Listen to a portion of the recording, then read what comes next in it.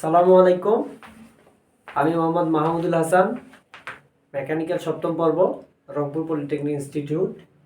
আমি আজকে থার্মোডাইনামিক্সের যে দ্বিতীয় ক্লাস বা তাপগতিবিদ্যার যে মৌলিক ধারণা এবং পরিসর যে অধ্যায়ের দ্বিতীয় ক্লাস, যেটা প্রথমে যে একটা প্রমাণ আছে সেটা হচ্ছে যে সাধারণত যে তাপমাত্রার বিভিন্ন যে স্কেল আছে, স্কেলের মধ্যে সম্পর্ক।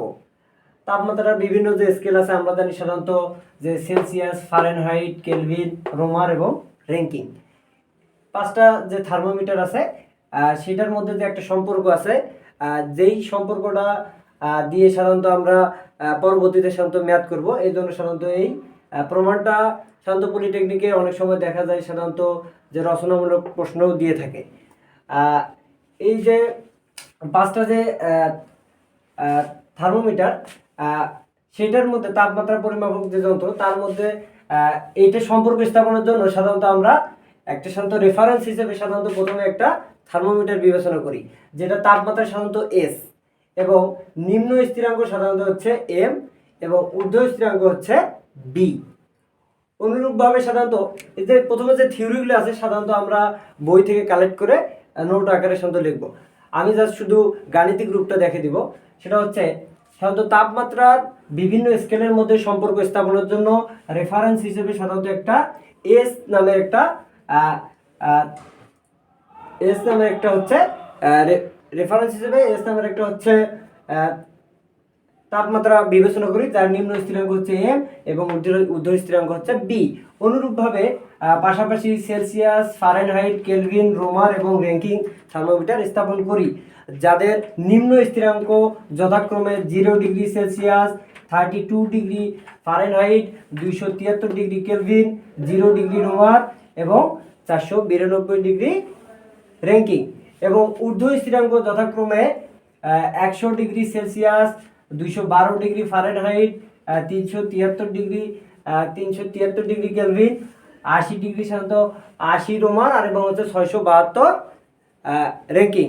সাধারণত এই যে তাপমাত্রার বিভিন্ন স্কেলের মধ্যে সম্পর্ক স্থাপনের জন্য সাধারণত আমরা একটা সূত্র আছে, সেটা হচ্ছে সাধারণত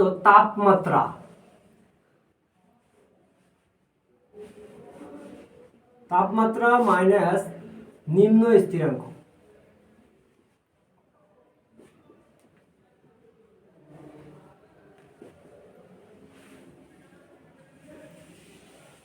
বা ঊর্ধ্ব স্থিরাঙ্ক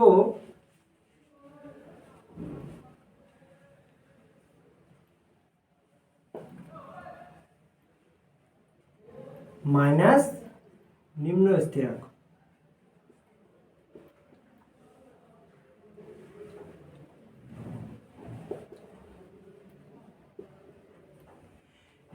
এই সূত্র দিয়ে সাধারণত এই প্রমাণটা হবে। প্রথমে সেটা হচ্ছে যে তাপমাত্রা, প্রথম স্কেলের তাপমাত্রা সাধারণত কি? প্রথম স্কেলের তাপমাত্রা সাধারণত হচ্ছে এস, তাপমাত্রা মাইনাস নিম্ন স্থিরাঙ্ক, নিম্ন স্থিরাঙ্ক কি? এম, তাপমাত্রা মাইনাস নিম্ন স্থিরাঙ্ক, এবং ঊর্ধ্ব স্থিরাঙ্ক কি? তারপর হচ্ছে ঊর্ধ্ব স্থিরাঙ্ক সাধারণত হচ্ছে বি, নিম্ন স্থিরাঙ্ক হচ্ছে এম। অনুরূপভাবে পরের যে থার্মোমিটার সেটা হচ্ছে তাপমাত্রা কি? তাপমাত্রা হচ্ছে সি, সেলসিয়াস, মাইনাস নিম্ন স্থিরাঙ্ক 0 ডিগ্রি সেলসিয়াস, বা ঊর্ধ্ব স্থিরাঙ্ক কত? ঊর্ধ্ব স্থিরাঙ্ক হচ্ছে 100, মাইনাস নিম্ন স্থিরাঙ্ক কত? 0। তারপর হচ্ছে ফারেনহাইট। অনুরূপভাবে ফারেনহাইট নিম্ন স্থিরাঙ্ক হচ্ছে 32, ঊর্ধ্ব স্থিরাঙ্ক সাধারণত 212 আর নিম্ন স্থিরাঙ্ক সাধারণত 32। তারপর হচ্ছে কেলভিন, তাপমাত্রা মাইনাস নিম্ন স্থিরাঙ্ক কত? 273, ঊর্ধ্ব স্থিরাঙ্ক কত? 373, নিম্ন স্থিরাঙ্ক 273। তারপর হচ্ছে রোমার, তাপমাত্রা মাইনাস নিম্ন স্থিরাঙ্ক, ঊর্ধ্ব স্থিরাঙ্ক মাইনাস নিম্ন স্থিরাঙ্ক। তারপর হচ্ছে তাপমাত্রা র্যাঙ্কিং, মাইনাস নিম্ন স্থিরাঙ্ক 492, ঊর্ধ্ব স্থিরাঙ্ক 672, মাইনাস নিম্ন স্থিরাঙ্ক 492। এখন সাধারণত সি তাপমাত্রা মাইনাস নিম্ন স্থিরাঙ্ক, ঊর্ধ্ব স্থিরাঙ্ক মাইনাস নিম্ন স্থিরাঙ্ক। এখন উপরে এটার জিরোর তো কোনো মান নেই, তাহলে সি বাই সাধারণত 100, তারপর হচ্ছে এফ মাইনাস 32 বাই, তাহলে 212 থেকে যদি 32 বাদ দেয় তাহলে 180, তারপর হচ্ছে কেলভিন মাইনাস 273, তাহলে 373 থেকে 273 বাদ দিলে সাধারণত থাকে হচ্ছে 100, তারপর হচ্ছে আর বাই 80, তারপর হচ্ছে র্যাঙ্কিং মাইনাস 492 ভাগ হচ্ছে 672 থেকে 492 বাদ দিলে থাকে হচ্ছে 180। তাহলে প্রত্যেকটাকে যদি আমি 20 দ্বারা ভাগ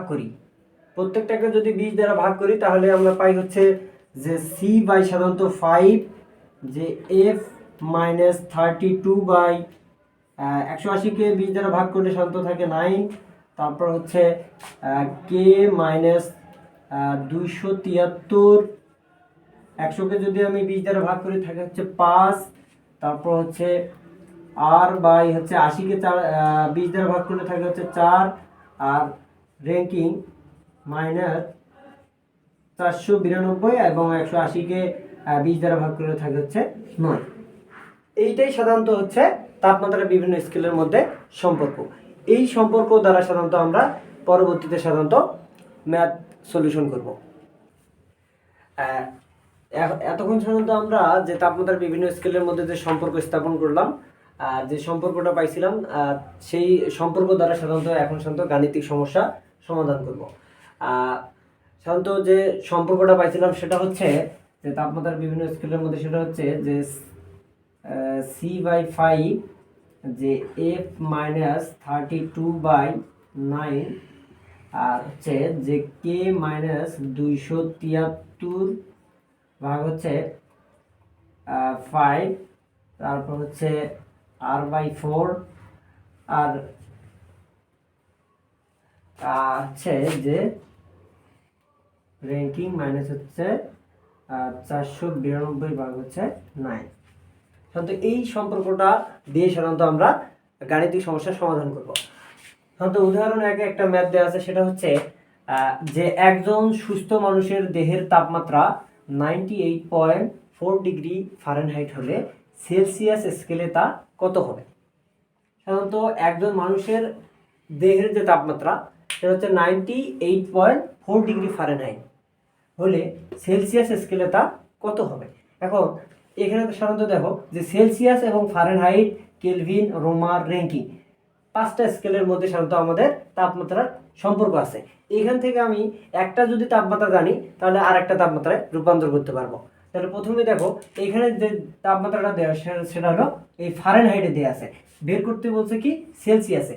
তাহলে ফারেনহাইট এবং সেলসিয়াসের মধ্যে যদি আমি সম্পর্ক করি তাহলে অবশ্যই তাহলে সেলসিয়াসে আমি তাপমাত্রাটা নির্ণয় করতে পারবো। প্রথমে দেখো আমরা জানি যে তাপমাত্রার বিভিন্ন স্কেলের মধ্যে সম্পর্ক থেকে আমরা জানি যে সি বাই 5 ইকুয়াল হচ্ছে এফ মাইনাস 32 বাই হচ্ছে 9। এই সম্পর্ক দিয়ে সাধারণত এই ম্যাথটা সাধারণত সমাধান হবে। দেখো যে এই যে 9 আর গুণ করছি, এই 9 এবং সি, 9c, আর এই পাশে হচ্ছে 5 ইন্টু এফ মাইনাস 32। তারপর হচ্ছে দেখো এই 5, এই যে ফারেনহাইটের যে মানটা দেওয়া আছে সেটা হচ্ছে 98.4 ডিগ্রি ফারেনহাইট। তাহলে ফারেনহাইটের জায়গায় এই 98.4 ডিগ্রি ফারেনহাইটের মানটা বসাই দিলাম। তারপর দেখো যে 98.4 ডিগ্রি ফারেনহাইট মাইনাস হচ্ছে 32, 98.4 ডিগ্রি ফারেনহাইট থেকে যদি 32 বাদ দেয় তাহলে থাকে 66.4 ডিগ্রি ফারেনহাইট। তারপর হচ্ছে এই দেখো 66.4 ইন্টু 5 তাহলে হচ্ছে 332।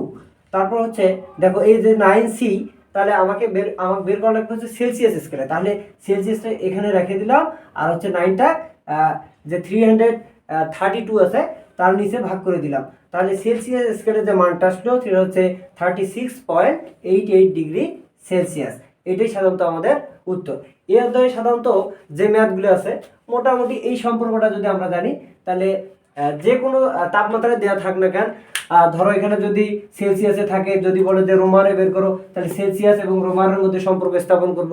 যদি বলে কেলভিনে দেয়া আছে র্যাঙ্কিংয়ে নির্ণয় করো, তাহলে এই কেলভিন এবং র্যাঙ্কিংয়ের মধ্যে সম্পর্ক স্থাপন করলে সাধারণত এই সমস্যা, গাণিতিক সমস্যাগুলো সমাধান করতে পারবো। এই ছিল আজকের যে তাপগতিবিদ্যার মৌলিক ধারণা এবং পরিসর অধ্যায়ের সাধারণত পরিসমাপ্তি। পরবর্তীতে চ্যাপ্টারে আবার দেখা হবে ইনশাআল্লাহ। আসসালামু আলাইকুম।